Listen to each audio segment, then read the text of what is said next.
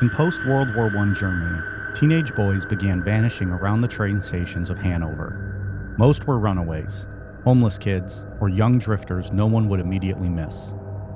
The man responsible blended in so well the police actually used him as an informant, completely unaware he was luring victims back to an apartment just blocks away. Tonight, we examine the horrifying case of Fritz Haarmann, the Butcher of Hanover. I'm Mike. I'm Ian. And I'm Dave. If you thought buying boneless mystery meat in 1920s Germany from a guy named Fritz was a good idea, stick around.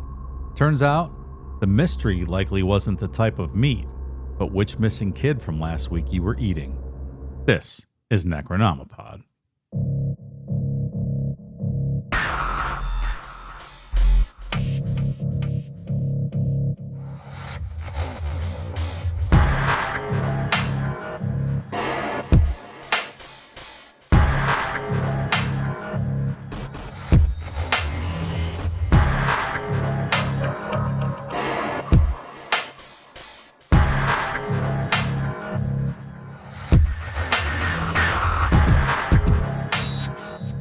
Dave, we were commenting on your outfit when you stood up. It threw me off that like you have this cardigan on and then you have like these athletic shorts. But then we realized you're also wearing a hoodie and we're like, this is a very Adam Sandler-esque outfit you got going on today. It just got real cold on here, and this is what I had laying around on here. I'm like, I'm throwing this on, and I don't give a fuck. I don't know why it's so cold all of a sudden. My house has been hot. Starting to think my AC isn't working very well. That's going to be a problem. Oh, man. You have two ACs? Yeah, there's one upstairs, and that one I think's fine. And the basement where I'm usually at is pretty comfortable, especially at night. Like, it's almost chilly. But the main floor, like especially with those back windows and like the sun just beating in, it gets hot. So we'll see. I don't know. It's usually always just this time of day, like when the sun's coming in the back. So, yeah. Dave, have you ever done a Sunday show for us? I don't know. It's been a long time. No, I think I've done a couple. It's been a long time, though. Okay. Look at us. Back-to-back weeks. I broke my long streak, and now you're breaking yours. Yeah. For fans of Ian lovers, they're not going to like this. Don't hate on me. It's not my fault. The key party continues. That's right. It's the key party. Never know what you're going to get. I did the Cleveland torso murder way back when we first started the show. And I think I did that torture device show at some point, but few and far between. Patreon one, I think. Oh, was it? Okay. Mm-hmm. That's what I thought that the torture device was Patreon. I forgot you did the torso murders, but That that might was be. that was our first year, wasn't it? Yeah. Yeah. That might be the only one ever. So 7 year itch. Here you go. Yeah. You're coming in with a banger of an episode tonight, or a subject. It's a fun one. I've never heard of this guy before. Yeah, it's a good one. This is like a slow burn type episode. Like it gets progressively worse and worse and worse. And like just when I thought it was like peak worse, there's like cannibalism. You're like, oh, we're getting into this now too. Like our friend Jeffrey once said, and that's when the cannibalism started. His dad's just sitting next to him like fucking dying inside. You also a little bit worked yourself into a shoot with some of these names you're going to have to say here. We have Swedish Ian. Are we going to get German Dave? I have all the phonetics here. I think I did a good job. We'll see. Hopefully the magic of editing will fix any slip-ups, but I think I got a good handle on it. We'll see. You do better than I do because you use the actual phonetic spelling, whereas like when I put phonetics into my notes, I say it how like I would read it and say it, not like the actual phonetics. Maybe that's just the, left turn NASCAR and pro wrestling in me, but I'm like, that's how I say my names. Yeah, I do the same thing. Yeah. I got to make even the way he has it written here is very confusing. It makes it more confusing for me. Yeah. I'm like, my eyes are kind of going crossed looking at it. Oh boy. Yeah, I'm like, well, thank God I don't have to say them. I'll just rely on him. Once I hear it enough, then I'll just chime in with it once I have it memorized. I do have something to bring up. Mike, you remember way back in the day, I think you told this story on the show where you cut your thumb and you weren't able to text for a while. I don't know if I'm going to be able to show you guys this. Look at this fucking cut. Yeah. Oh, yeah. That's a good slice. Yeah. I was outside doing some yard work. Fucking cut it, right? But now playing my bass is absolutely painful. It's like right in that spot, and I have like a habit of sliding my hand down a lot, and then like when I slide it down, it just fucking scrapes off the whole side. So yeah, that, and like every time like you go to like use like your index finger, it's going to be like stretching and pulling that thing, like it's never going to heal. So I gotta take a break. Can't play bass for a little bit. Ugh. At least let it heal up. That was his left hand. I thought he was going to say he couldn't use the stranger move on his hog. It kept scraping the bell end there with that deep cut. Oh, man. It's really annoying when stupid little things like that, you don't realize how much they'll like impact your day to day. I don't even remember how I cut my thumb, but I couldn't text. Like it hurt so bad. Yeah, I was putting up chicken wire around my wife's flowers because our dog keeps ripping them up. And yeah, I was pounding in a steak, and then it just fucking chicken wire just went right down my hand. God damn. You were earning that Carhartt that day. Yeah, I was working hard. Did you get hazard pay there, pal? Yeah, right. There are certain spots on your body though where it'll fuck up your whole day nonstop. Like if you little something on the side of your tongue, like where you just notice it fucking nonstop all day, it just ruins your day. It's terrible. Yeah. Or like if you shove something too wide up your asshole one night and you're like, you can't sit the next day. You're like, God damn, this hurts. You're trying to move around. You're like, no, my asshole's still open, wide gaping. It's painful. You don't realize how much movement there is in your asshole on a day-to-day basis until you injure it, and you feel it all the time. That's what I'm saying. You can't get comfortable. Mm-hmm. You gapers out there, you know what I'm talking about. Gapers. Ugh. I got my car back today. I don't know if I told you guys that. That's a nice change of pace. Finally got rid of the rental. Good for But you, man. the good thing with the rental was that it came with Sirius XM, which I had never had before. And I think it's well established. I've talked about, I'm not a big music listener, but the NASCAR and NHL channels are back to back on Sirius XM. And that was quite nice. So within an hour of turning in the rental car, I had signed up for a Sirius subscription for my car now. I don't think I've not had Sirius in the past 20 years in any car I've had. So that's yeah, I never had it. I've never used it ever, not a single time. Yeah. I will say there are a lot more ads and commercials than I was led to believe with like Sirius radio. With talk radio, it's just not with music. It's from what I've listened to though, it's just as much as any other radio station. Not with music though, with talk stuff. All right. Well, I'll have to get into the music at some point, but I keep getting commercials on the sports ones for like the vinyl station, like classic rock vinyl. I think it's channel 27, but it sounds good. I'll have to check that one out maybe. Yeah. It is weird because now you just plug your phone in or Bluetooth, you have your Bluetooth connected to your phone when you get in your car and you can play any song on Spotify or whatever you use, in the history of the world. So it is odd to listen to music and wait for what they want to play for you when you can literally just say, hey Siri, play this, play that. Right. Just being lazy. But that's, again, the sports ones are fantastic. Yeah. It's just nonstop coverage on whatever. There's a fucking pro wrestling channel. I don't know what they do on it. I haven't listened to it yet, but just all that shit's on there. I think that's why I never had an interest in Sirius XM, because I just like listening to albums. Generally, like I very rarely just like throw on a playlist or one song. Like I just pick an album and listen to it front to back usually. You rarely do that? I don't really do that. Yeah, I just bounce around with playlists and.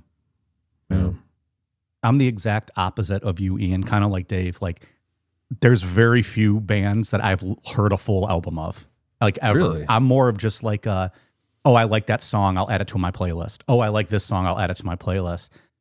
And like the next thing you know, like you'll scroll through my phone and you'll see maybe 100 artists. But there's not like one full album on the whole thing. It's just like 2 songs by each that I like. The end. Well, that's cool. If anyone knows any good Sirius XM stations, send them my way. I'm wearing out the NASCAR and NHL ones. Yacht Rock, baby. It's a good one. What channel is that? Do you know? 3 something? I forget exactly what. I don't really drive around much anymore, but 300 something, 312, 310, 311. I'll check it out. Yacht rock. It's the guy's like, yeah, yacht rock. I hate it already. Be like, Big- nope. I like yacht rocks. Good stuff. A great yacht rock documentary from last year. If you've never seen it, it's really good. Is it about the bands or the station? The bands. Like the bands that are featured on like that channel? Yeah. Like Okay. Doobie Brothers and Christopher Cross and Toto and all those kind of bands that come to mind. Phil Collins considered yacht rock? No, I don't think, not Phil Collins. No. No. He applied. They said, fuck you, Phil. You're not yacht rock. What would he be? What's Phil Collins? Other than fucking awesome. Well, I mean, with Genesis, that's good, like theatrical rock going way back. Phil Collins solo, I don't know. Incidentally, really. Genesis was the rental car I had. Yeah, how about that? Look, it all came fucking full circle. It always does. Thank you, Phil.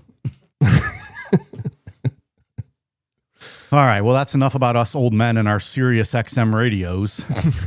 Dave, how about you get us through these names? All right, I'm gonna do my best here. 999.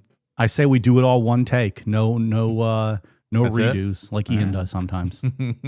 I say that and then I just fucking edit it. We've never actually done a one take on it. We do for Patreon a lot of times. Friedrich Heinrich Karl Haarmann was born on October 25th, 1879 in Hanover, the sixth and youngest child of Ali and Johanna Haarmann. His father was an argumentative, short-tempered, and frequently unfaithful man who would eventually contract syphilis through his affairs. His mother, 7 years her husband's senior and the wealthier party in a marriage of convenience, was already in poor health by the time Fritz was born, and she gave her youngest child a degree of attention and indulgence that he would later describe as the formative warmth of his life. Aw, how special. He worshipped her. He detested his father, a hatred that endured until the older Harmon's death in 1921. Doesn't syphilis rot your brain? Yeah, Al Capone had syphilis, killed him. They didn't have the shot back then. No penicillin, free that's penicillin. Yeah. When I say rot your brain, does it just make you go crazy? Like, I think you just fall is apart. that what ends up killing you? I think you fall apart. That doesn't sound fun. Fucking arms just start falling off. That's what I was thinking when Dave said that. I'm like, oh, you're just walking down the street and it detaches at the elbow and you're like, fuck. Goddamn syphilis. You just got to pick it up and throw it away in one of those big red garbage cans as you're walking into Target. You're like, oh, here's my arm. That damn syphilis. From early childhood, it was noted that Harmon's behavior was overtly feminine by the standards of his time and place. He shunned the activities of other boys, played with his sister's dolls, dressed in their clothes, and developed a passion for needlework and cookery. Cookery. I love these old-timey. Cookery. That's a fun word. He was not academically successful, repeating grades twice. At approximately 8 years old, he was molested by one of his teachers, an event he never described in detail, and which his later interrogators noted he resisted discussing. At 15, with his parents' consent, he left school and tried an apprenticeship as a locksmith before enrolling in a military academy. Within 5 months, he began suffering sudden lapses of consciousness, initially diagnosed as anxiety neurosis, and later as something the army physicians of the period termed, quote, equivalent to epilepsy. He was then sent home. I love old medical terms in these kind Right. of subjects where it's like, I don't know what it is. Yeah. But It's kind of like epilepsy. They're like, without the convulsing, but he's just falling and going unconscious. It was during the year that followed, when he was 16, that Haarmann committed what are recorded as his first sexual offenses against young boys, luring them into cellars and assaulting them. He was arrested in July of 1896. The authorities were unsure what to do with him, so they declined to put him on trial at all. Instead, in February of 1897, they committed him indefinitely to a mental institution in the town of Hildesheim, where the supervising psychologist, Gert Schmaufels, certified him as, quote, Wait, Dave, can you say that incurably... again? It sounded like you had cotton balls in your mouth. Can you say that again? Gert Schmafuls. So they certify him as, quote, incurably deranged and unfit to stand trial. 7 months into his confinement in January 1898, with what appears to have been the assistance of his mother, Haarmann escaped, crossed the border, and lived for 16 months in Zurich as a handyman in a shipyard. His mom is always making excuses for that. I know, it's my little boy. It's my little boy.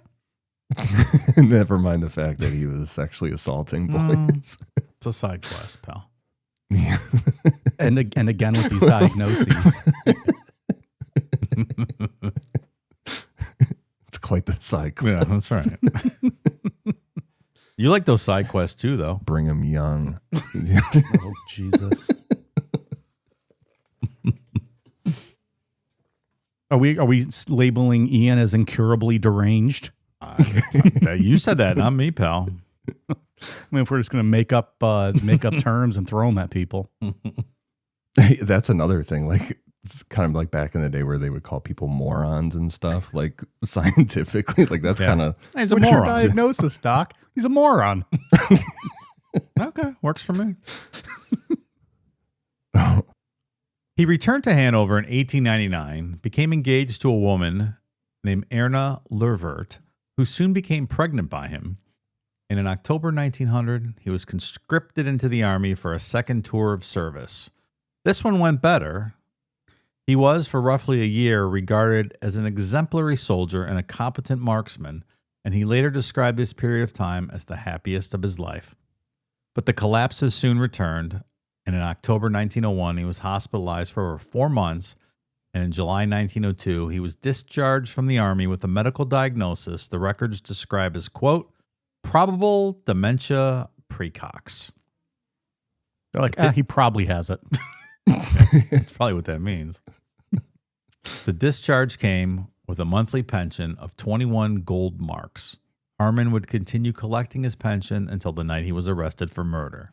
Foreshadow. Dave, do you have a what's the term? Pension? What's 21 gold marks in today's a pension? What's 21 gold marks in today's U.S. dollars? That is a very good question because I believe hyperinflation killed the German economy shortly after that. So who knows what it was actually worth? Oh, so we could just make up anything. Yeah. $58,000 a month he was getting. Probable $58,000 a month. Precox. I think money was worthless. It was worth more to burn the paper money Deutschmarks in to keep warm than they were actually worth, right? That's what led to Hitler. Partially. Which is such a crazy period of time. That's one of the things that history teacher taught me. Man, that teacher really hammered in Nazi Germany into your head. Dude, he really did. Like, he had family that were Holocaust survivors, so Gotcha. I feel like he just took it, went into business for himself, and was like, I'm just going to teach this kid what I want to teach him. Yeah. He's like, forget history, kid. This is Holocaust class. Prepare to be depressed the rest of your fucking life.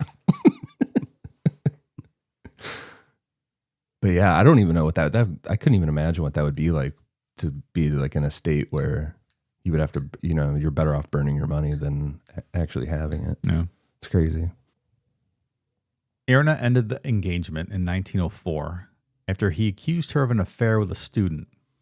From that point until 1913, Haarmann lived as a petty thief, a burglar, an embezzler, and an occasional con artist, drifting in and out of legitimate employment and serving a string of short prison sentences.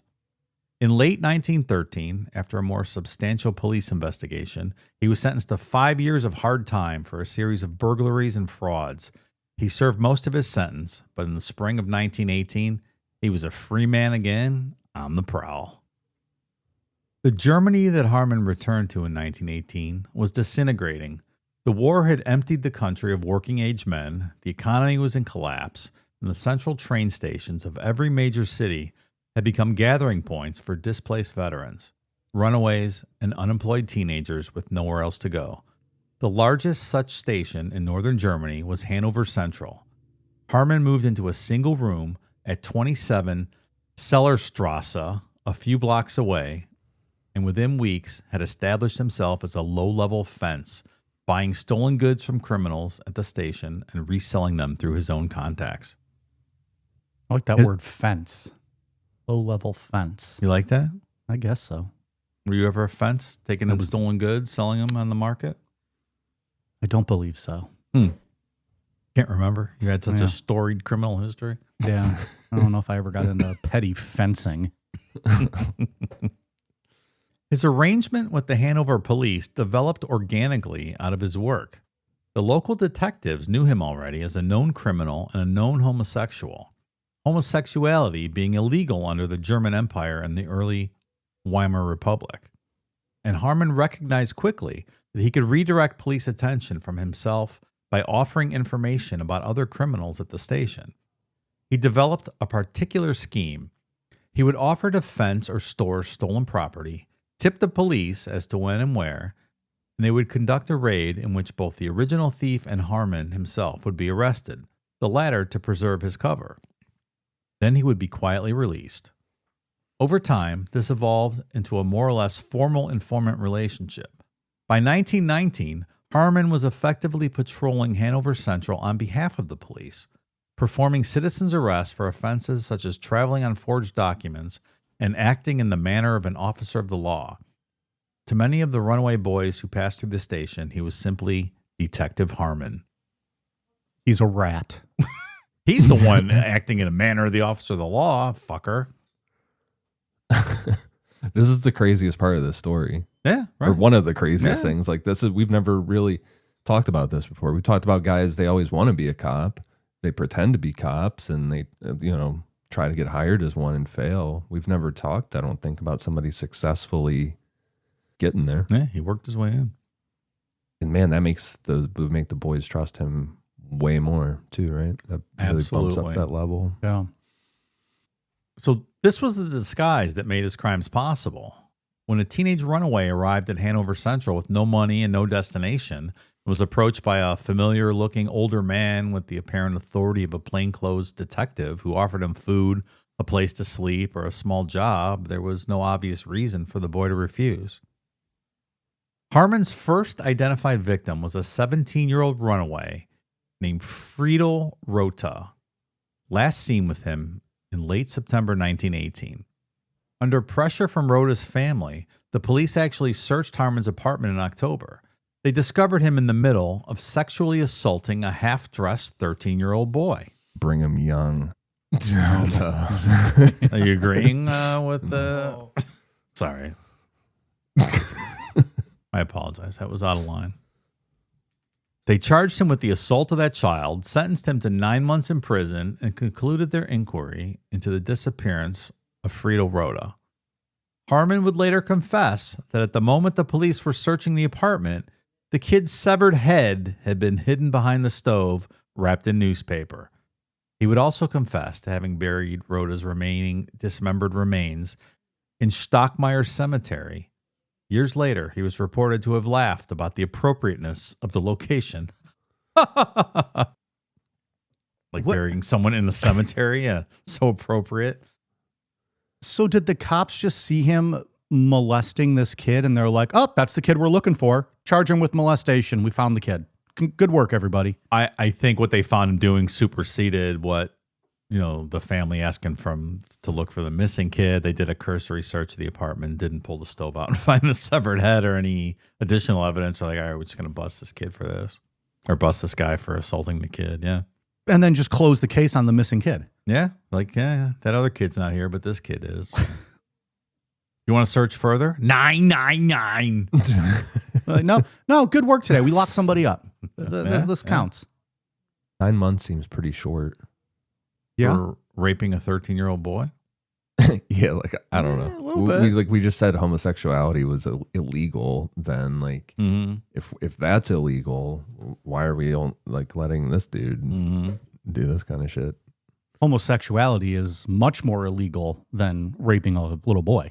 Yeah, yeah. Right. It's on the books. So in October of 1919, Haarmann met Hans Grans, an 18-year-old who had run away from Berlin after fighting with his father and was sleeping at Hanover Station. Very Hazel Basil sounding to me. Yeah. That's the first thing I thought of. Our old Not pal Hazel Basil. Not quite as fun as Hazel Basil, but Hans Grans. Hans Grans. He's 18. Hazel Brazel. Oh, sorry, Hazel Brazel. Yeah, not Basil. Brazel. The fakest fucking name ever. Does that mean Hans wins because it's a real name? Yes. Does he take the cake then, Hans Grans? He takes some. So Grans later claimed to be a heterosexual and to have approached Haarmann specifically with the intention of prostituting himself, having heard through criminal contacts that Haarmann was homosexual and had money. Within weeks, Grans had moved in. He would remain Haarmann's lover, accomplice, manipulator, and occasional victim selector for the next 5 years. Grans is, in many respects, the most disturbing figure in the case. He did not, by all credible accounts, do the killing himself. Haarmann did. But Grans is documented to have selected at least 2 victims for Haarmann on the basis of clothing he wanted to inherit, including Fritz Franke. According to Haarmann's own testimony, Grans returned unannounced to the apartment the morning after the murder, walked in the bedroom, found Franke's nude body lying on the bed. He looked at the corpse, then at Haarmann and asked, quote, "When shall I come back again?" Throughout the killing years, Grans participated in the resale and casual distribution of the victims' clothing and possessions, sold their suits at the station, and gave their belongings as gifts to acquaintances. So this Hans is a bad guy taking advantage of the situation. So he's just walking around like, hey, I like that kid's fanny pack. Haarmann, go kill him so I can have it. More or less, yes.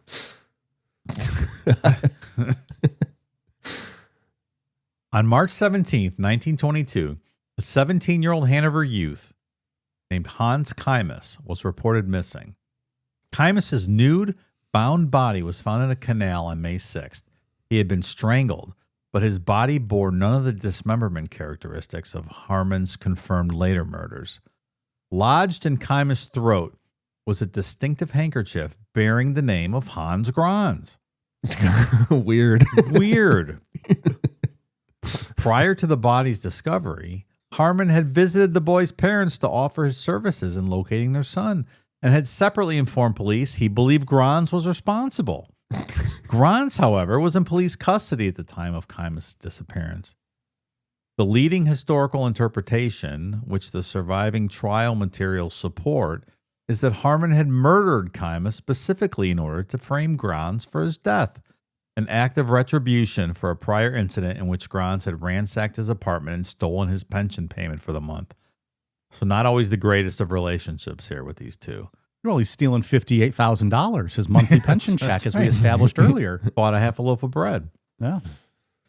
This frame job failed, and nobody was ever charged with the murder. Officially, Keimes's killing remains an open case to this day.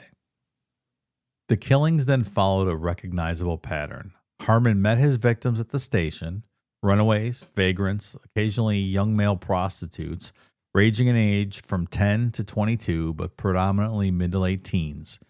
He brought them home under various pretexts: a hot meal, a place to stay, a small job, the threat of arrest. He fed them, that at some point in the evening, he seized them and bit into their Adam's apple, often while strangling them with his hands, sometimes biting completely through the windpipe. He described the act as an irresistible urge that overtook him in moments of sexual climax. He called it his, quote, love bite. He often, by his own account, collapsed atop the victim's body afterwards.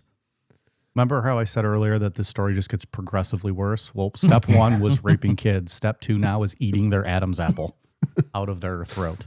Oh, Mike, it's a love bite, okay? Sorry. Excuse me. Relax. Settle down. It's just a love bite. Jesus. The love bite. I don't think I'm into nibble bite play. I don't think I would enjoy that very much. Giving or receiving? Either. Oh, okay. I don't think that's my thing. All right. That's fair. Look, I'm down to clown. I'll try it once, but Yeah. I'm not sure that's my thing. Certainly not to the point of blood, because then you're just going to lose me. And I absolutely never near or within 5 inches of a nipple. Mm. call that my special place. You're not allowed in my special place. I call that limiting. Well, my safe word is banjo.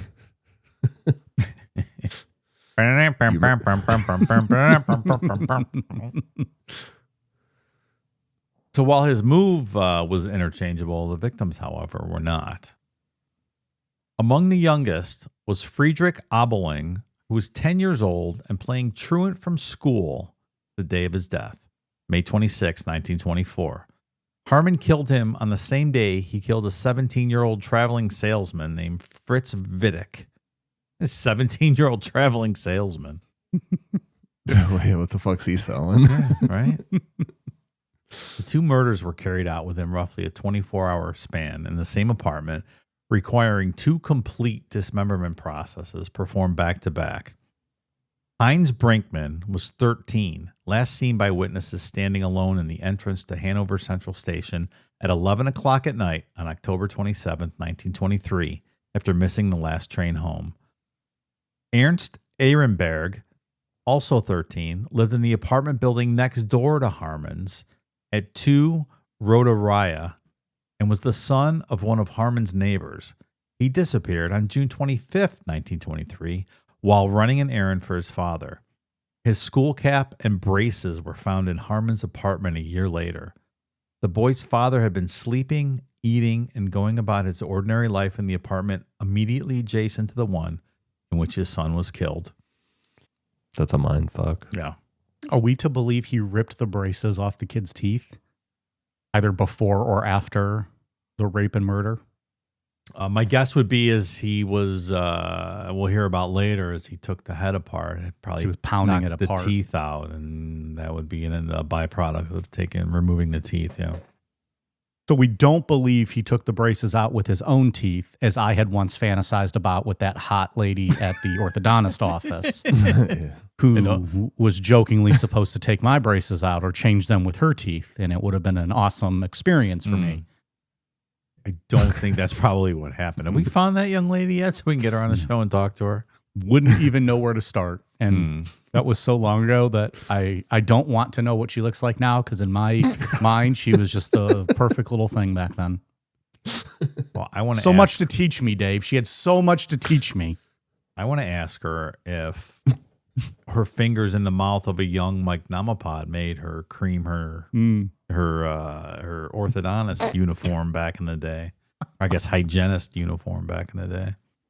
Oh, well, here's to you, Mrs. Robinson.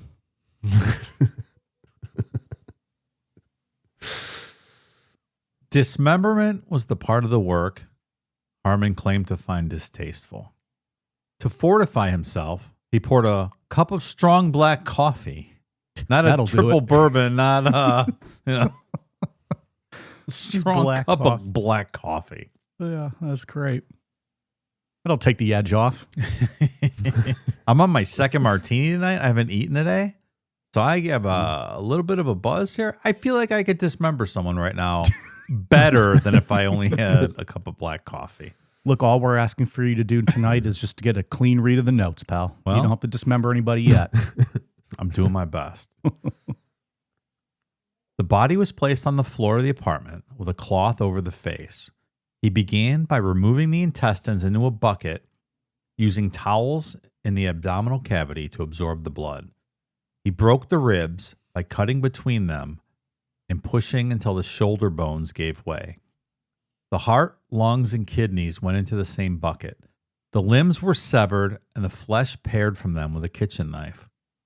Surplus flesh was disposed of either through the toilet or directly into the Lina River, which ran a few yards from the window of his second apartment at 8 Neue Strasse, where he moved with Grans in July 1921, and just as conveniently from his attic at 2 Rotaraya, which he occupied from June 1923 until his arrest. So this guy is the reason why every time I go into a public bathroom, I have to read a "toilet tissue only, please" sign above the toilet. Clogging up those pipes, man. Yeah, with fucking flesh. Some parallels to Dennis Nielsen with the toilet thing. That was his his big method of disposal was flushing everything down the fucking toilet. Right. And then it backed everything up, right? And then it smelled, and that's people started noticing. Am I getting that right? Mm-hmm. Yeah. It backed up, and then he was like down there in the sewer trying to fucking scrape it out, and his neighbors were watching. I'm like, that's kind of weird. Yeah. Modern plumbing's great, but it has its limitations. You can't put body parts down it.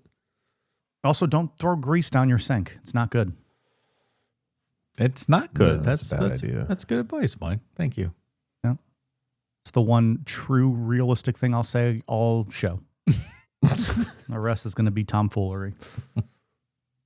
So the head was always last. He stripped the flesh from the skull with the same kitchen knife, wrapped the bare bones in rags, placed it face down on a pile of straw, and brought down an axe until the skull splintered enough for him to extract the brain.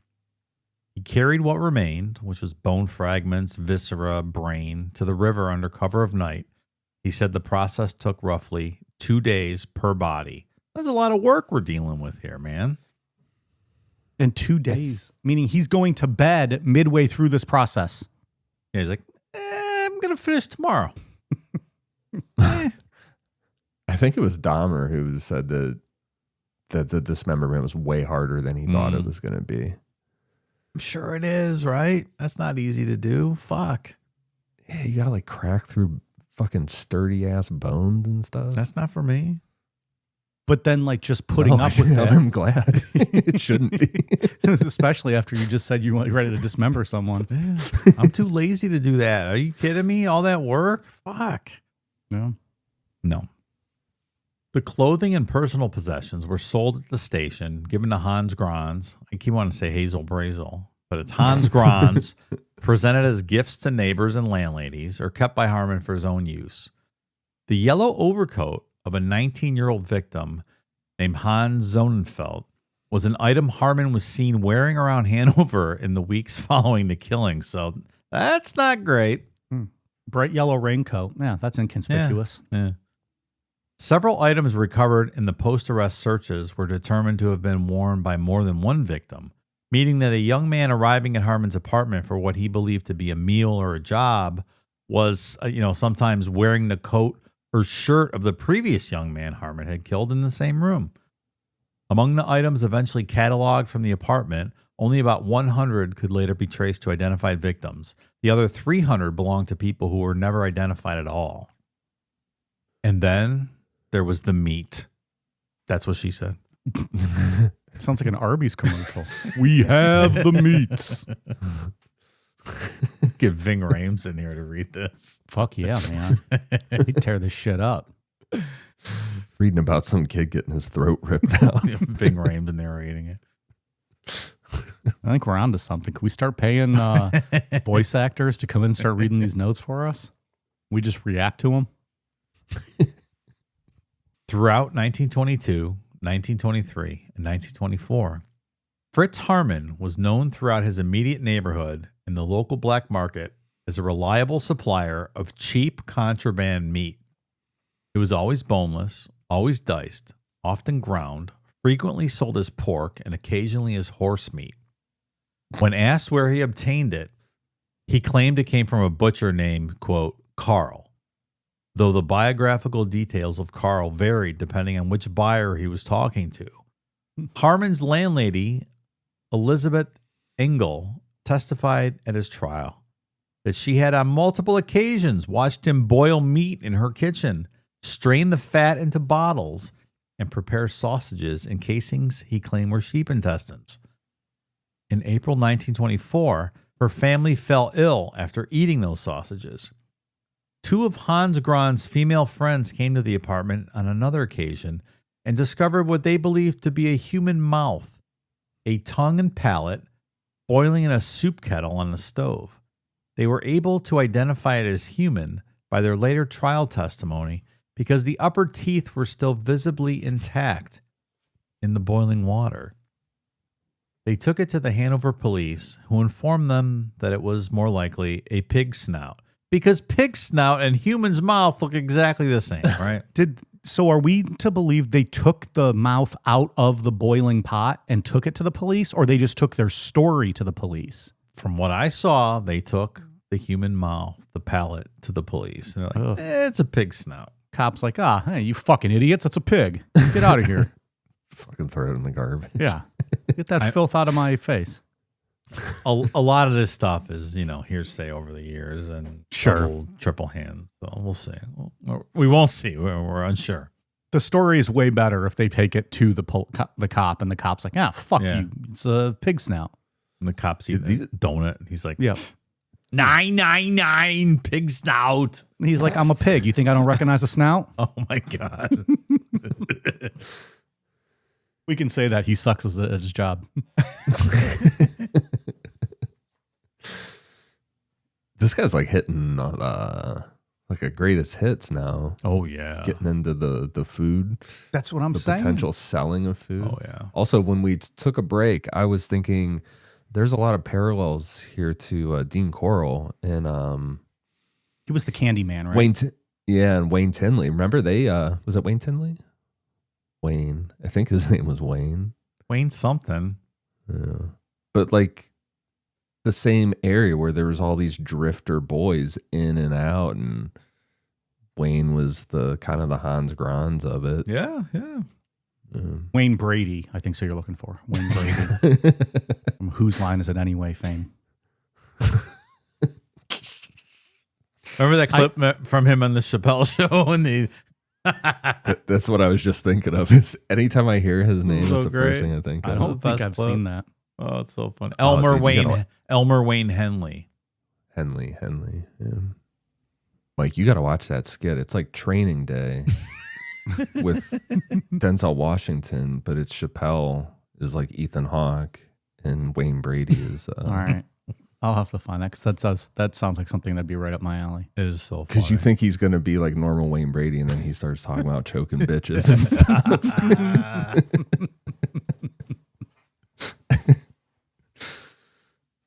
So other neighbors and acquaintances testified to having purchased meat from Haarmann for years without question. One witness recalled having been served by him a stew whose meat was unusually cheap, boneless, and possessed a faint, unfamiliar sweetness.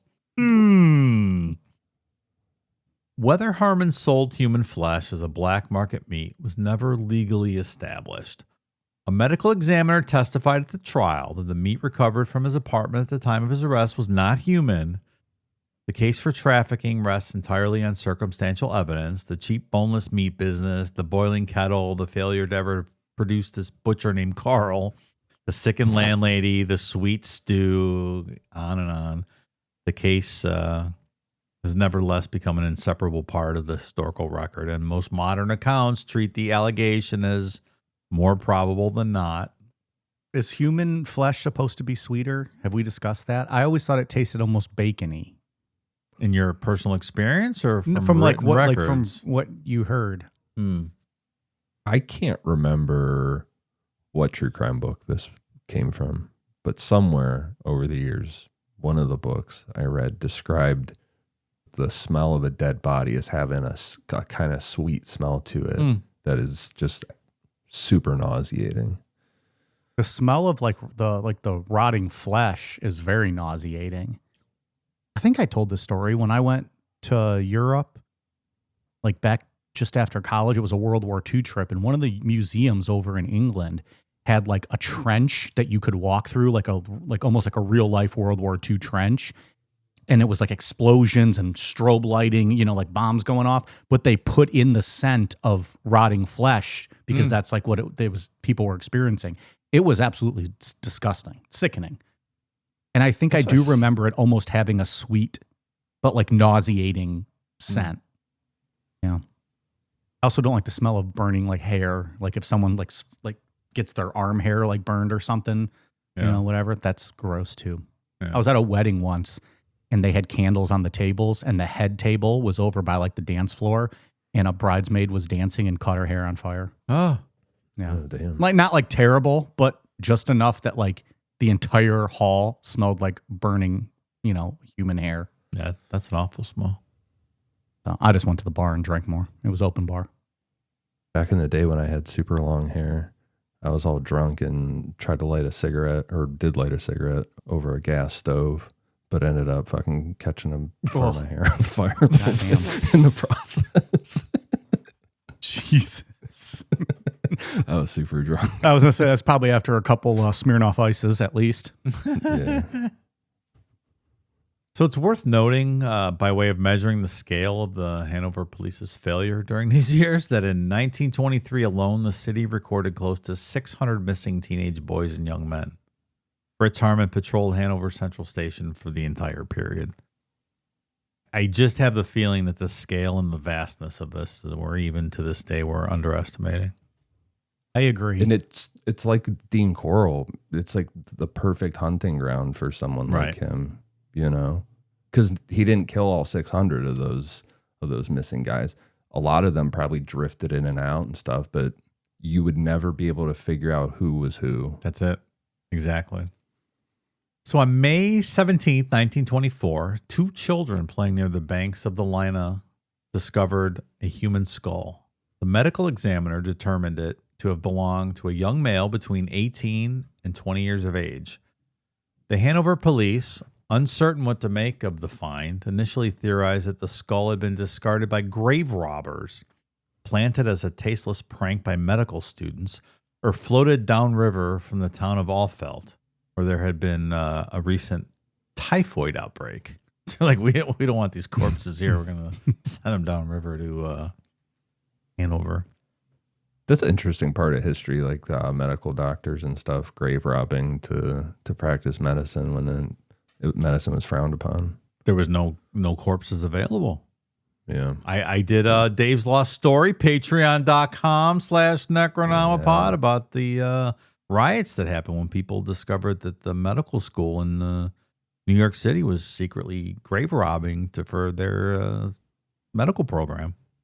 That's probably why I know this. Probably is, pal. Yep. Look at that. You're stealing the Lost Story's been brought back for a second time. Stealing my gimmick, Dave. Patreon.com/Necronomipod. I'm in a chair tonight, pal. I'm doing everything. So 2 weeks later, May 29th, a second skull was found nearby. Then a sack containing additional human bones turned up in a field a few miles south. On June 13th, 2 more skulls were discovered, one belonging to a male in his late teens, the other to a boy estimated to have been between 11 and 13, and bearing evidence of having been scalped. On June 8th, several hundred Hanover residents gathered on their own and conducted a search of the river banks, recovering further bones and handing them to the police. Confronted with what was now plainly a public emergency, the authorities ordered the entire section of the Lina River running through the city center to be dragged. They recovered more than 500 human bones, and a court physician subsequently identified them as belonging to at least 22 separate individuals. Can you fucking imagine? No. The majority of the remains belonged to young men between 15 and 20. Many bore knife marks at the joints, the signature of repeated, careful dismemberment. Notably absent from the recovered remains, however, were intact human skulls. Of the bones identified as belonging to Haarmann's victims, the relative scarcity of crania was itself a forensic anomaly. He had, by his later confession, almost always smashed his victims' skulls beyond reconstruction in order to access the brain, with the result that investigators could count the femurs and ribs of his dead, but in most cases could not count their heads. Real into the heads. Tricky son of a bitch, this guy. But we're saying a lot of these had the skulls intact, which is either like he just wasn't always into that, or they're just everyone's fucking dumping bodies in here. We haven't talked about it, but there's another serial killer named Karl Dunke that was arrested in Germany at the same time. Also a potential cannibal. there's a lot going on in Germany these days. And this wasn't even peak awful Germany. Just wait. Yeah, right. Wait till for another 10 years. Tell you about this guy named Adolf. Yeah, right. It was around the corner. Suspicion fell, at last, finally, on Haarmann His 15 prior convictions included child molestation and a sexual assault of a minor. Brigham Young. Damn. Yeah, I wanted to chime in real quick. Yeah. Peter Curtin was also from Germany. He's the other one around this time. There's the triumvirate. There's actually another guy. I can't remember his name. We'll talk about him at the end. But we're building a Mount Rushmore of German scumbags. Yeah, there's a lot of bad people in Germany around this time. A lot more to come, let me tell you, if you're not a big history buff. It's going to be these 4 serial killers / rapists on Mount Rushmore on the mountain of Adolf Hitler. He is the mountain, right. And then they are just the Mount Rushmore on top of, built into it. Fucking Germans, right? Who needs them? He had been informally connected to the disappearance of Friedel Rhoda in 1918, like we talked about. His head was behind the stove. And the disappearance of another 14-year-old, Hermann Koch, in the same year. Koch's father had personally petitioned the Hanover police in 1921 to charge Haarmann in his son's death. The petition had been formally rejected. Because every officer in the Hanover department knew Haarmann personally, 2 undercover detectives were brought in from Berlin specifically to surveil him without being recognized. On June 22nd, the Berlin officers observed Haarmann at the central station in an argument with a 15-year-old boy named Karl Fromm. Haarmann then approached uniformed officers and asked them to arrest the boy on the charge of traveling with forged identification, a version of the citizen's arrest gambit he had been performing at the station for years. This time, the officers took Fromm in and interviewed him. Fromm told them he had been living in Haarmann's apartment for 4 days, during which he had been repeatedly raped, on at least one occasion at knife point. Haarmann was arrested the following morning. So finally, this guy's off the streets. A search of the attic apartment at 2 Rhoda Rea revealed extensive blood staining of the floor, the walls, and the bedding. Haarmann's first explanation was that this was the result of his illegal contraband meat business. You know, the pork and the horse meat. Yeah, it makes sense. The Hanover police also took the unusual step of displaying the confiscated clothing that they had found at his place publicly at the police station and inviting the parents of missing boys from across Germany to identify items. The identifications came in steadily over the following days. On June 29th, a skull found in a Hanover garden a month earlier was confirmed to have belonged to an 18-year-old named Robert Witzel, whose jacket and boots had been recovered from the apartment and whose friend identified Haarmann as the man Witzel had been last seen with. Confronted with this evidence, Haarmann broke down, and with the urging of his sister, he began to confess. So there, like you said, Mike, there's another one. So he busted most of those skulls, but not all of them. Yeah. They found this one intact. It's also, like you had mentioned, it was an unusual step, but the cops just put out all this clothing and art and possessions. They're like, come on down, see if you can find your kid's stuff here. We don't know. Yeah, I think like we talked about earlier, they identified maybe 100 pieces, but there were hundreds of more that no one could ever identify. Yeah. It's actually a pretty good idea for the time. What else could you do, really? You're probably going to get a lot of good identifications. It's just a very weird way to kind of go about it and telling parents, like, hey, you might find your kid's stuff. Because it's probably a mishmash of all these clothes and whatnot, personal belongings in this place. So like for a 10-year-old, a 20-year-old, none of it fit. Like all this isn't your clothing. It's obviously someone else's. Yeah, that's got to be really fucking unnerving. Yeah. To walk, not even seeing, like, never mind blood and stuff, but just seeing various things that, could belong to an 11-year-old, but then something to it. Yeah. That's really weird. I just want to smell his dick. Nope. Who, Fritz? Nope. Not I. So our pal Fritz here confessed to his signature love bite move and the dismemberment process.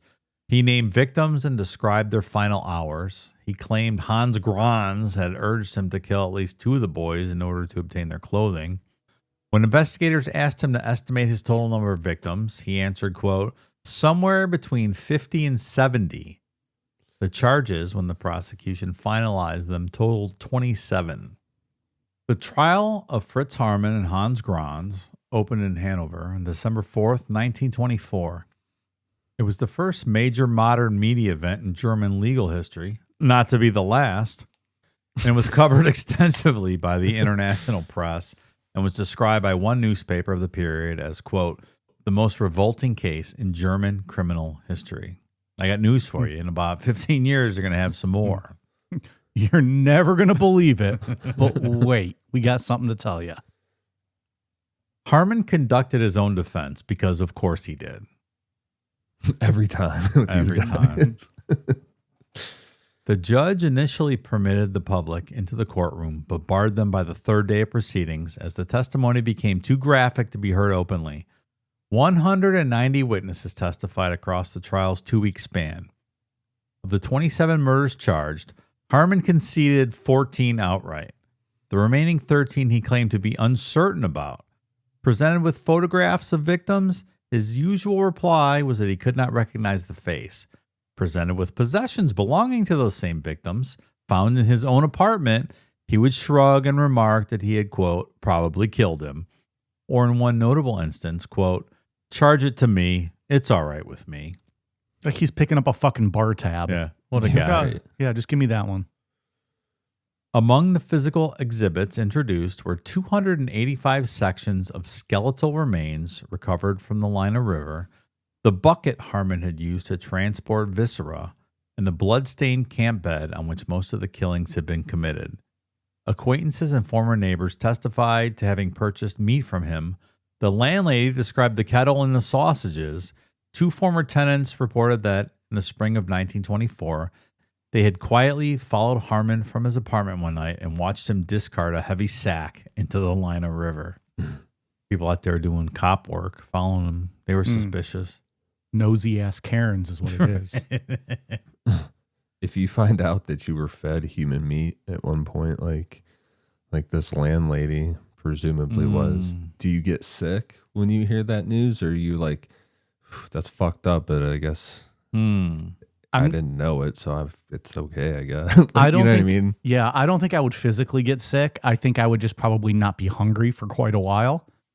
Yeah. And makes just sense. feel yucky, but not to get too scientifical, but I'd feel yucky. I don't think I would throw up though. I think it would depend on how much time had passed. Like if you told me for breakfast I had eaten somebody, but if it was last year, I'm like, well, I shit that out a long time ago. Do you guys remember way back, probably in the first year of this show, we did some sort of call-in show. We were talking to patrons, and there was a guy who grew up in Ukraine, and in his small town, some lady was a butcher or something and had killed people and fed human meat to the townspeople. And he told us like a firsthand account of this story. Do you guys remember this? Yes. Yeah. His name's Al. He's actually from Chicago. He was doing a bit. He may have been doing a bit, but it sounded pretty legitimate. And that's, Yeah, didn't he say he had direct family that would have eaten from that woman? Absolutely. Yeah. Regardless if he was working us or not, I mean, that is part of history. You know what I mean? Yeah. Like, that shit happens. So. Absolutely. I do remember his call specifically, and he had a thick accent and stuff. I don't see any reason why he would have been making that up. Bon appetit. On December 19th, 1924, the court delivered its verdicts. Haarmann was found guilty of 24 of the 27 counts and sentenced to death by guillotine. He was acquitted of 3. Hermann Wolf, Adolf Hennies, and Hermann Bach. In each case for technical reasons connected to either evidentiary gaps or conflicting testimony, though the historical consensus has generally agreed to his guilt on all 3 in the years since. Hans Grans, convicted of inciting the murder of Adolf Hanover and being an accessory to the murder of Fritz Wittig, and was also sentenced to death. The Hanover conviction in particular rested on the testimony of several witnesses who had been present in the waiting room of Hanover Central Station on the evening of November 10th, 1923.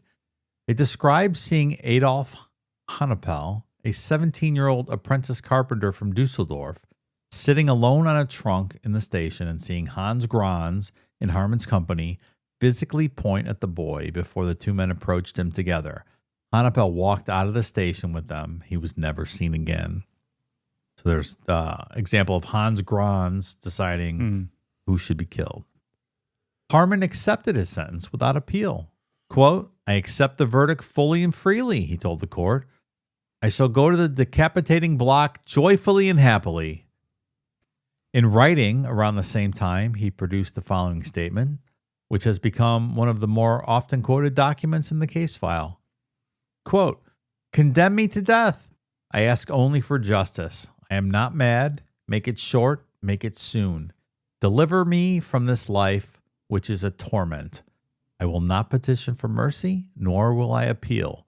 I want to pass just one more merry night in my cell with coffee, cheese, and cigars, after which I will curse my father and go to my execution as if it were a wedding. End quote. I like that he calls it a decapitating block. That's just straight to the point. I like that. Yeah, he understands what's going to happen. Also, he's bringing back his father into this, which is interesting. Lifelong hatred. Yeah, you mentioned that earlier, but he was never really abusive, right? He was a womanizer, and he was maybe verbally not nice, but he was never beaten that we know of, right? It was never noted, as the historical record, but I'm sure it's possible. I forget how old he was when his father died, but yeah. Yeah, that's for real lifelong hate. Yeah. Going out like that. Also, guillotine, that's how you know it's an old story, right? Sure. Yeah. That's not one you hear very often.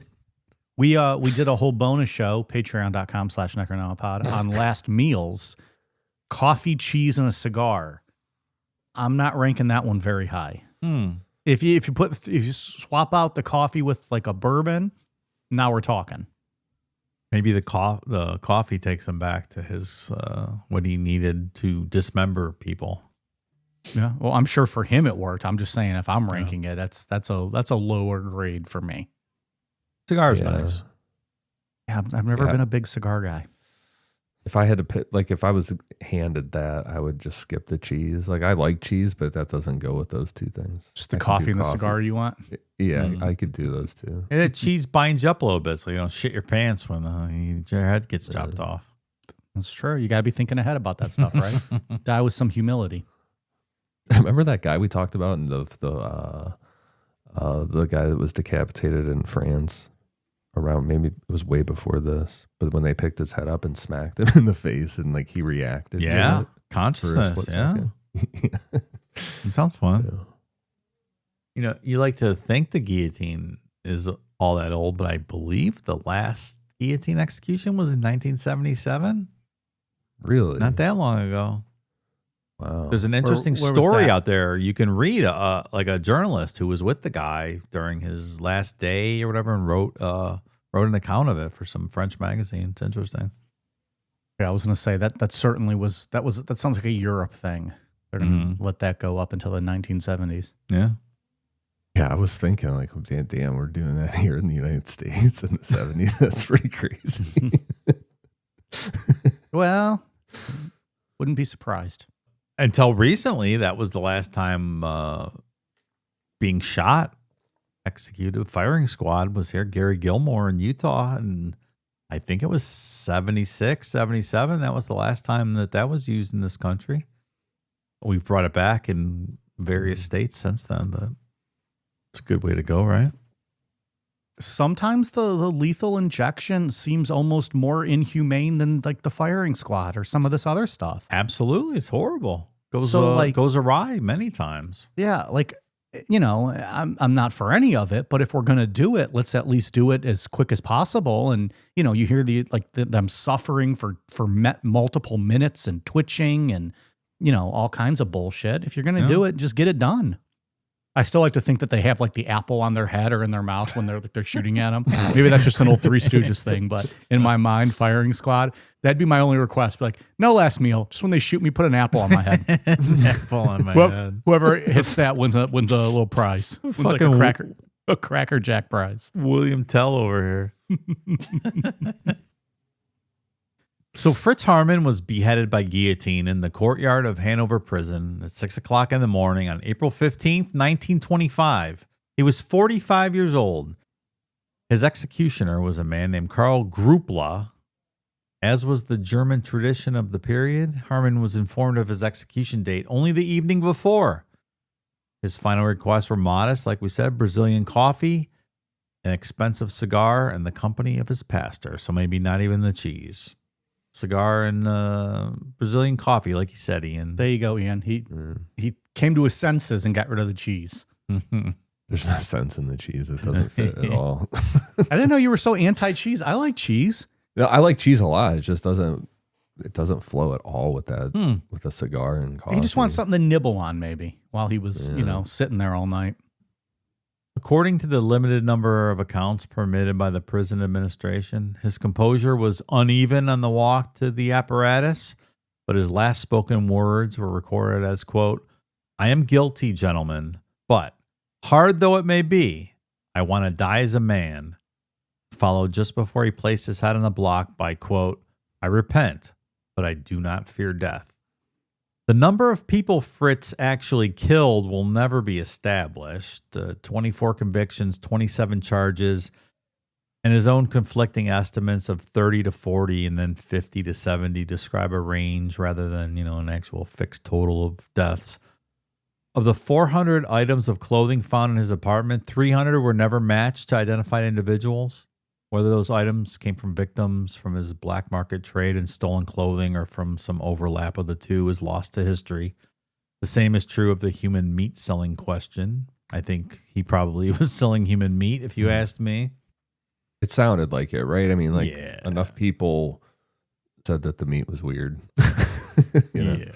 And he was a fence guy. So he would take stolen things and sell them off or trade them off. It only makes sense that he would take people's lives and then trade off the meat, sell off the meat. 100%. Several months after Fritz's execution, a letter surfaced that he had written from prison and addressed to Hans Grann's father. Dated February 5th, 1925, the letter formally retracted Haarmann's testimony against Grann's, declared that Granz had, quote, "had absolutely no idea that I killed," and described his earlier accusations as the product of duress and vindictiveness. Whether the letter was sincere, coerced, or genuinely strategic remains unknown, but it was admitted as evidence sufficient enough to grant Grans a second trial.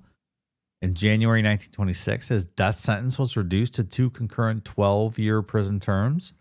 He served the bulk of them at Tasella Prison until 1937, at which point the Nazi regime transferred him to Sachsenhausen concentration camp, where he remained for the next 8 years. He was repatriated to Tasella upon liberation of the camp in April 1945, completed his sentence, and was released in January 1946. He returned to Hanover, lived quietly, and died there in 1975 at the age of 74. He outlived Haarmann by a half a century. So good for you, pal. That's not a good day, right? When you you get that reduced sentence, but then Nazi Germany takes over and you just get sent to a concentration camp. Sorry, Hans Grans. We have other plans. After the execution, slices of Haarmann's brain were removed for forensic examination. The pathologist found trace evidence of meningitis, which has occasionally been advanced as a possible biological explanation for the unconsciousness episodes that had ended his military careers, though the finding was never developed into a serious clinical theory. The brain itself was not preserved. Haarmann's severed head, however, was placed in a jar of formaldehyde and stored at the medical school at the University of Göttingen, where it remained for the next 89 years. It was finally cremated in 2014. God damn. So 15 years ago, you could have went to see this guy's formaldehyded head. I wonder if somebody was like pushing for that, like a bored person. It's like, guys, can we just like fucking get rid of this head eventually? Yeah. Is that Fritz's guy? Is he still got his head down there in the basement? The remains of the victims recovered from the Lina were buried together in a communal grave at Stuckener Cemetery in Hanover in February 1925. In April 1928, a granite memorial in the form of a triptych was erected over the grave, inscribed with the names and ages of the 24 young men of whose murder Haarmann had been formally convicted. The memorial still stands and is occasionally visited. And just a few ancillary postscripts to close out here. The case had consequences beyond the immediate victims. The Weimar Republic of the early 1920s had been a period of unprecedented visibility for gay rights organizing in Germany, with sustained legal and political pressure mounted against paragraph 175 of the Imperial Penal Code, the statute that criminalized male homosexuality. The Haarmann trial, with its extensive press coverage of the sexual nature of the murders, effectively collapsed that political momentum. A wave of public homophobia followed, and the most prominent gay rights organization in Germany, the Scientific Humanitarian Committee, never fully recovered the ground it lost in the months after the verdict. Historians of the period have argued that the cultural shift produced by the trial helped clear the way for the systematic Nazi persecution of homosexual men that began in earnest after 1933. So He set the whole movement back. Yeah. And finally, in 1931, the German director Fritz Lang released M, regularly cited among the most important films of the 20th century. Its central character, the child murderer Hans Beckert, played by Peter Lorre, was a composite drawn from 3 real-life German criminals of the immediately preceding decade. Peter Kürten, the vampire of Dusseldorf, Karl Grossman, the Berlin sausage maker, and cannibal Fritz Haarmann. Have you ever seen that movie, Ian? M? No, I have not either. I'm gonna watch it this weekend though. Have we done Karl Grossman? No, we have not. I didn't think we did, but the Berlin sausage maker sounds like a nickname we've covered before. Make you hungry, pal? No. Not one bit. Carl Dunka's in there too as well. Some bad dudes running around Germany this time. M from 1930s. What's a movie like that in the 1930s like? Probably like Nosferatu, I would guess. Well, interesting. Yeah. That is the Butcher of Hanover. Fritz. This was a crazy story. I'd never heard of this. A lot of weird shit going on, man. Wild times to be walking around in Germany in the 30s, man.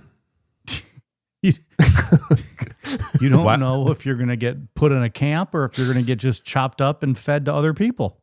Yeah. Fucking raped and have your throat bitten out. Like there's all kind of shit that could happen. Well, and this is the 20s, so you have another couple decades of horror to come after this. They just don't know it yet. Yeah, right. They think they just got through the worst of the worst. Yeah, right. Can't get much worse than this. It's all uphill from here. Well, it's not. I got to tell you guys, I haven't narrated a show in a long time. I had a couple of martinis. It's a lot harder narrating a show with a pretty solid buzz and just commenting on a show. Yeah, no. Sometimes by the time I get to the end of an outline, I'm like, oh shit, man, I've been hitting my vape a little too hard. I was actually thinking about that earlier. I think the only show, like a Sunday show that I've ever narrated where I was like pretty hammered was the Foxcatcher one. And I don't know if we ever really discussed that.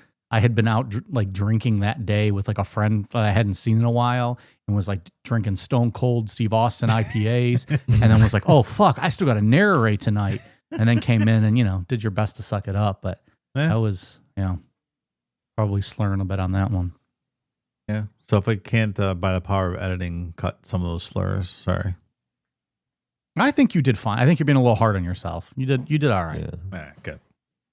Because there's some words in here like what is this B in Carl Broman, like that's not a normal B. That's that German double S character that kind of looks like a B, but it's just SS. Yeah. Not SS Nazi. Oh, I SS, bet it is the double SS. Pal. Yeah.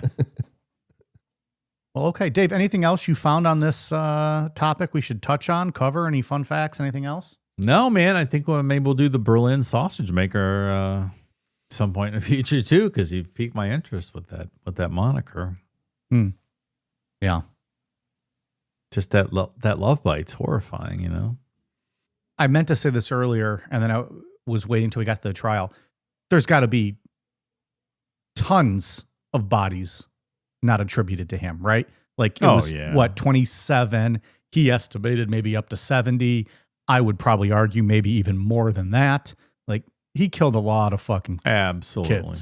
Absolutely.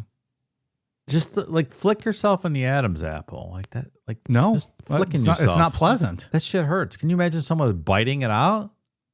Fuck. Nope. That takes a lot to do that to somebody else, man. Yeah. That's so far extreme from what we've usually talked about. That gets into strangling people and stuff. Yeah.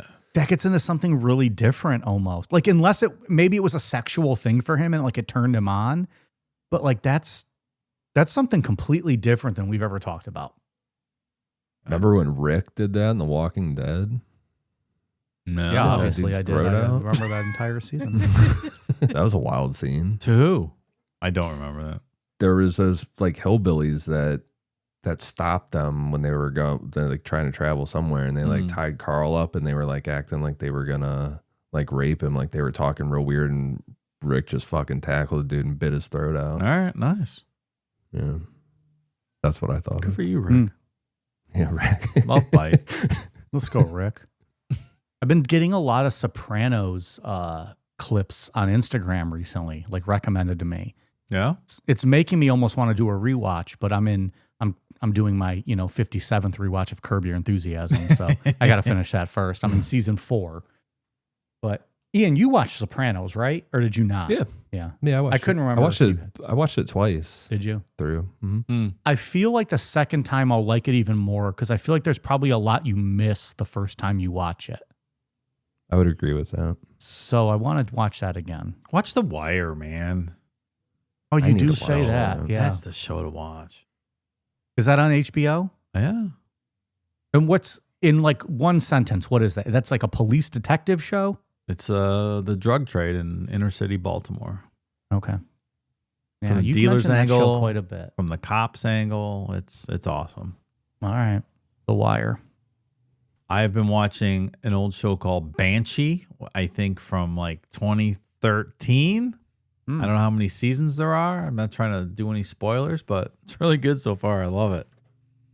Do you remember whenever I hear the word Banshee, they almost named the mantis that at Cedar Point? Do you remember that? It was supposed to be like the Banshee, but then because of like bad karma and stuff, they're like, oh, we're going to change the name. It'll be the mantis. Culturally insensitive? Is that what it was? Maybe so. Yeah, I don't know. Mantis. Mantis. So they chose the mantis. And now that's not even there anymore, right? Didn't they tear that down? That sounds right. I'm not sure. Yeah. Sorry, we're not up on our roller coaster game. It's been a long winter. We're not in like amusement park mode yet. I hear it's bad so far this year at Cedar Point. Like crowded, crazy crowded. They're overselling the fast pass and all that bullshit. Like really? Not good. Nope. Don't love that. All right. Well, Dave, what do we got on the old Patreon? Well, we have some new patrons we'd like to welcome to the family. Do you want to be welcome to the family? Patreon.com/Necronomipod. Thank you, new patrons. Paul Jacobson, Jessica Lavinka, Lou Sarsol, Cara Valori. Big old D is going to get Marla, and her great big Bronco. Okay. All right. Yeah. Cool. Must be an inside joke. Love to be in on one of those one day. Farrah Farmer, Sarah Kelly, Lorraine Strand, Jamin Post, Caitlin Chester, Honky Tonk Lufkins. That's a fucking name. Honky Tonk Lufkins. Hell yeah. Parker Jorgensen, Austin, Ashley, Caleb Witt, Remy Chambon. John Lennon's final words were Yoko's last name. Oh no. That's inappropriate. That's just not even. It's so disrespectful. Brittany Bell. Brittany, I can only come if I hear any hoodles. My wife left me. Wow. I haven't said any hoodles in a while. Well, here you go, pal. Any hoodles. Kendall Odom. Caden Talip, Emmanuel Ortiz, More Wine Drunk Mike, Jordan Lee. You like that? That's been a while. That's been a while. Yeah. We'll have to do a wine show here someday soon, Dave. We were out, what is that, a couple weeks ago? We had the house red blend. It was delicious. When we were into the Outsiders. Yeah, to the We had the house red blend, and then I continued drinking red wine during the musical. That's good. It was delightful. Nothing like a good wine buzz. Agree. Jordan Leah, Stephen Miles, Katie Cole, Triple Deuce, Paulina, Super Blue Cat, and Allie Martin. Thank you, new patrons. Please enjoy. Patreon.com/Necronomipod. Got to get my gimmick in at least once so Dave doesn't take over the entire show. Ian, what do you got on your end? On Patreon, we finally did the poll episode. That was the option A, B, or C. B and C went to a runoff. And then B ultimately won. B turned out to be Frederick Jurgensen. So we just did him on Patreon. He's the founder of EVP Technology. It was a good, interesting episode. Oh, real kind of creepy. Real creepy for me, but yeah, creepy. We also did Dave's Lost Stories, which was it was a good one. Good stuff on there. A guy got a harpoon shot through his head, metal rod shot through his head. Guy went up in the sky with some balloons on a lawn chair. All kind of good stuff. Guy's jaw fell off because he was drinking radiated water. Toned up. I was laughing editing that episode with that guy saying it was toned up. Feeling good. Yeah. So go check that out on Patreon. And it's also, Ian, the Art Bell tier, the payoff of your couple month-long YouTube research with listeners. Oh, yeah. We're going to wrap that up. Yeah, we got to get that in here in a couple days and get that posted. That'll be out the month of May. Megan McDonald, right? Yeah. Yeah, that turned into a saga. All right. Anything else on, you were good, Dave? Anything else on your end? I'm all set. We'll see you next week, folks. Okay. We are on Twitter, Facebook, Instagram, YouTube at Necronomipod, Patreon.com/Necronomipod, Amazon.com, search Necronomipod for all of our merch, and the new and improved Necronomipod.com. All right, you guys ready for a cool down beer? Cheers.